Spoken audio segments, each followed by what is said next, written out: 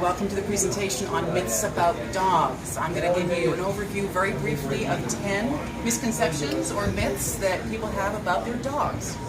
The first one is dog socialization. Many times people think going to the dog park with your new dog is a way to socialize the animal. Actually, the socialization period for dogs is between 8 and 13 weeks of age. What we recommend is broad exposure to get a healthy foundation for your puppy.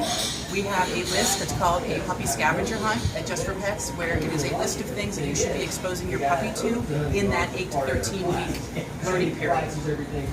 Exposure to immediate family only when you get a new dog is not optimal because the dog needs exposure to different things, different sights, different sounds, different types of people, different noises. Trucks backing up, kids on skateboards, children laughing, people running past you, cars backfiring, lawnmowers, men with hats, men with beards, men with mustaches. The more things that you can expose your puppy to between that 8 and 13 week time frame is going to give you a healthier, more well-rounded dog. You can retrain fears and reactions for older dogs, but it does take time and it does take effort. Also, you want to make sure that you socialize your puppy because you can have undesirable behaviors, which if you don't retrain them, lead to the dog being given back to the shelter, the rescue, or potentially euthanized. Myth number 2, the alpha. Dogs prefer benevolence and not submission. Dogs do your bidding because they want to get rewarded for food, for your attention, for pets. They want an upbeat reaction when your dog does something that you want. They can read your body language, so when you have a smile on your face and you're happy and you have a high-pitched voice, the dogs recognize that you are happy and therefore they made you happy, so they feel good.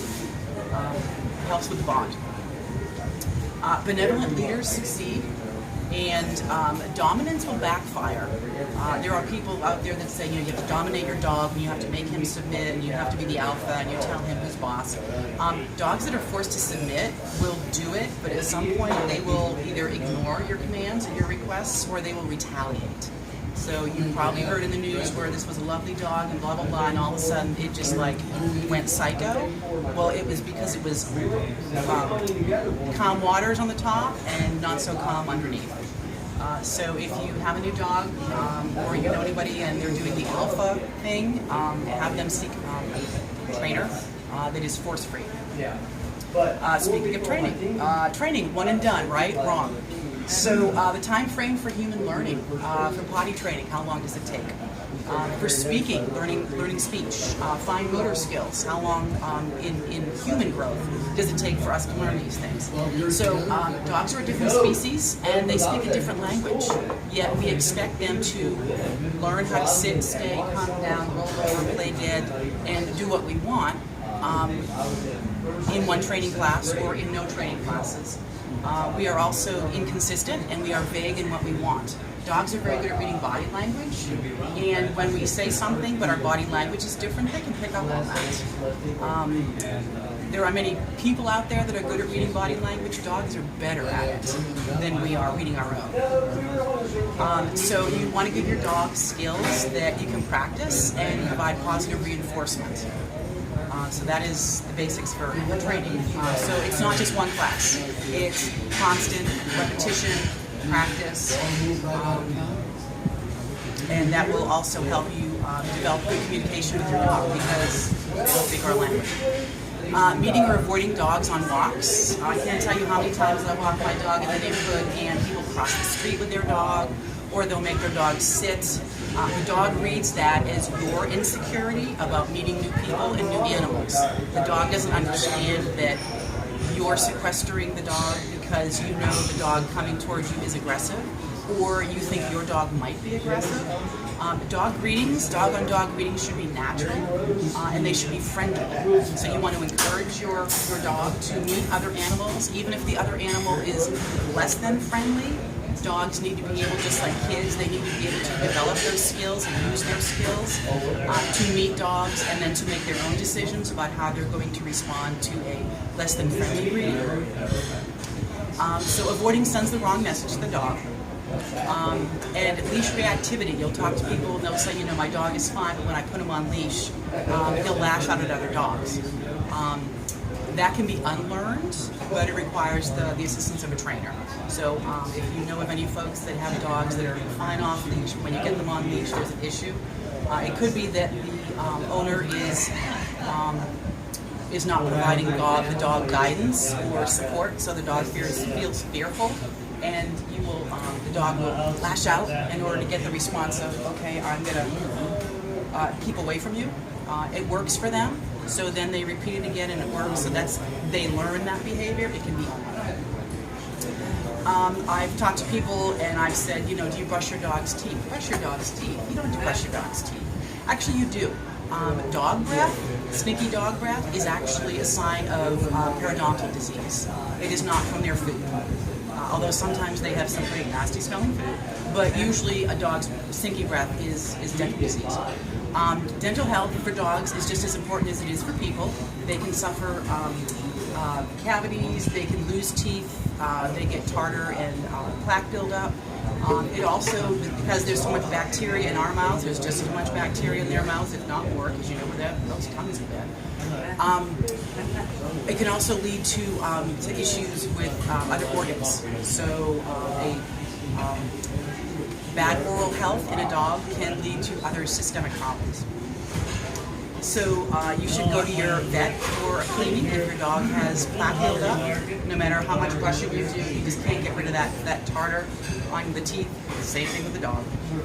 Also, we recommend that you brush the dog's teeth and use enzymatic agents that will work long after the brushing to take care of the plaque and keep the plaque from building up and turning into tartar. The guilty or spiteful dog. Have you ever heard somebody say, I came home today and the dog had chewed up my pillow because he was mad at me, or he did it for spite? Okay. Dogs don't think that way. We think that way, and we interpret and extrapolate and put human responses and emotions into our dogs. They're not that tricky. Dogs destroy your house not because of spite, but because they're bored. Dogs left to their own devices will get into trouble if there are no options for them for outlets for exercise and entertainment. Think about yourself sitting in your house all day with no TV, no radio, no books, no friends. What do? You sleep, or you find something to do. You find a special project. Well, you get halfway through the project at the end of the day, and the project's sitting on the table. You've made a mess. You haven't destroyed the sofa cushions, but it's the same concept.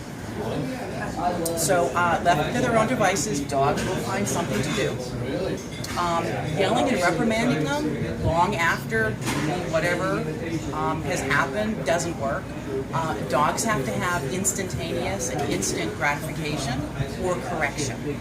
Yelling at the dog 3 hours later, they interpret that when you walked in the door, you yelled at them. Ergo, they should be fearful of you when you come in the front door. They don't realize that it has to do with the pillow that you ate 3 hours ago. So dogs don't think in terms of long term, they think of immediate. So if you walk in your house and your dog looks guilty, dogs don't feel guilt. What you're seeing is fear. So they can look at your face, and if they see that the pillow has been destroyed, or they hear a tone in your voice, or your body posture is mad at them, what you see is not guilt, it's fear. So that goes back to the whole benevolent leadership thing. So my note here says rewind this presentation to the benevolent section. Anyway, so I'm going to have a book review on our Facebook page in a couple of days. It's a great author. She's a behaviorist.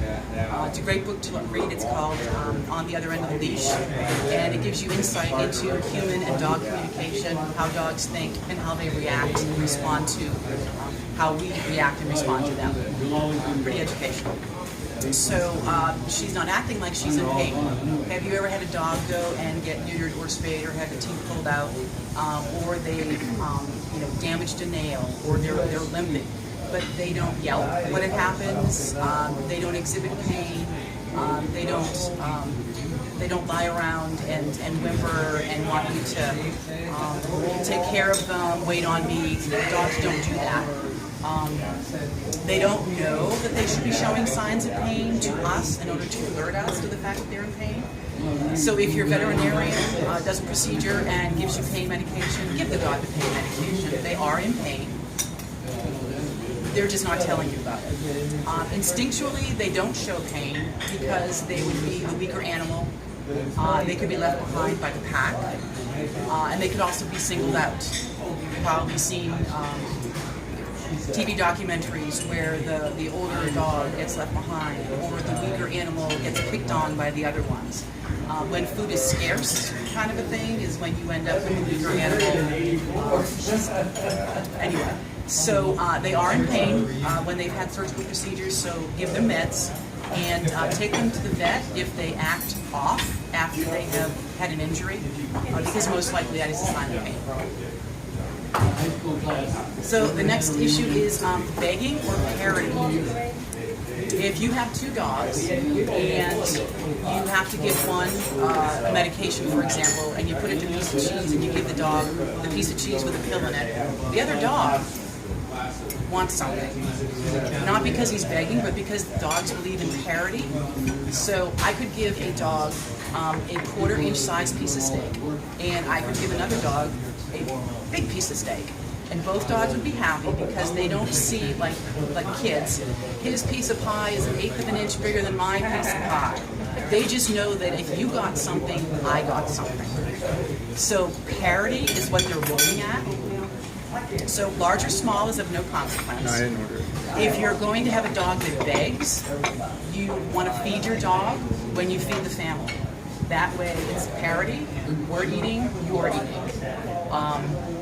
That's going to reduce begging at your dinner table, because if you haven't fed your dog, they're going to want to know why they're not getting food too, because they're part of the family, and the family is eating.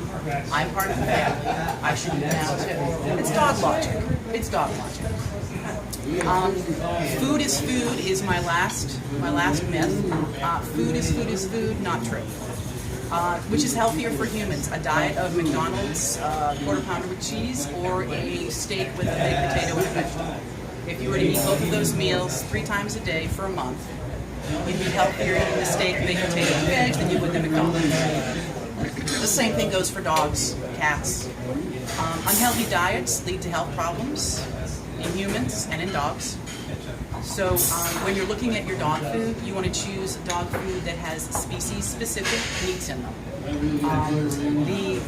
The allowable ingredients in pet food is much broader than the allowable ingredients in human food. So if there is no defined species in something, it can be anything. It can be possum, it can be armadillo, it can be snake, it can be rabbit, it can be euthanized animals. Sorry, you're eating. So you want to make sure that there's whole foods in it. If you are not on a grain-free diet because you choose not to, or you don't feel you need one, you want to make sure that it's whole grains. It should be no derivatives of corn gluten, meal. Anyway, whole foods. No artificial ingredients. There are dyes out there that are potential carcinogens, and they still include those in pet foods. So you want to find natural preservatives, which are called tocopherols, and you want to make sure that there are no artificial colors. Colorings from carrots and spinach and kale are fine, but you want to make sure there are no, dye number 12, dye number 40 in your pet's food. Read the ingredient panels on your dog's food and ask questions. There are many websites out there that will give you information about ingredients, what's good, what's not good. One that I recommend is dogfoodadvisor.com. They review foods. They're unbiased. It's kind of like Consumer Reports for dogs. Healthier diets may also lead to lower vet bills. So just like us, if you eat healthy and you have a healthy lifestyle, the chances are good that you will have to go see the doctor fewer times in your lifetime. Same thing for your dog. Dogs do have shorter lives, so you want to make sure that as a pet owner, that you are doing your best during their short lifespan to be healthy and happy. Are there any questions? How long do your dogs normally live? It depends on the health. It depends on the breed. Some dogs will live, 9 years. Some dogs can live up to 18 or 19 years. Oh, wow. So it all depends on, the genetics, the exercise, the health of the dog, what they eat. But you'd like to think that the healthier dogs live longer. But it also depends on the breed. Like your larger breeds will live shorter lives than your smaller breeds. Oh, wow. Why is that? Genetics. Any other questions? Does your store, you talked about brushing your dog's teeth and Enzymatic toothpaste. Yeah. Yeah. Does your So you don't want to use a fluoride toothpaste on a dog. You don't want to use your toothpaste on a dog right? that's fluoride You in want it. to use dog's toothpaste. So you want to use a dog toothpaste or a pet toothpaste. Yeah. So it's enzymatic. It has enzymes in it. Okay. So even after you've brushed, because they don't brush and then rinse and spit. Right. Well, they don't. So the enzymatic stuff will go on a toothbrush or a finger brush, and you can just put it in their mouth. I mean, sometimes you don't want to put your finger in your dog's mouth, so you can still get the stuff in their mouth. And then most of the best kind to get are the unflavored ones. Anyway, and the enzymatic stuff works with the saliva, and it just coats the teeth, and it works. The enzymes work on dissolving plaque. One tube protects for 30 days, but I transitioned to it because the chemicals are so harsh, on the dogs, and I just wanted to give it testimony that it worked really well. So, and my dogs were tested, in their during their physical and no issues. Thank you very much for watching the presentation. If you have any questions, give us a call just for pets. We would have to bite them.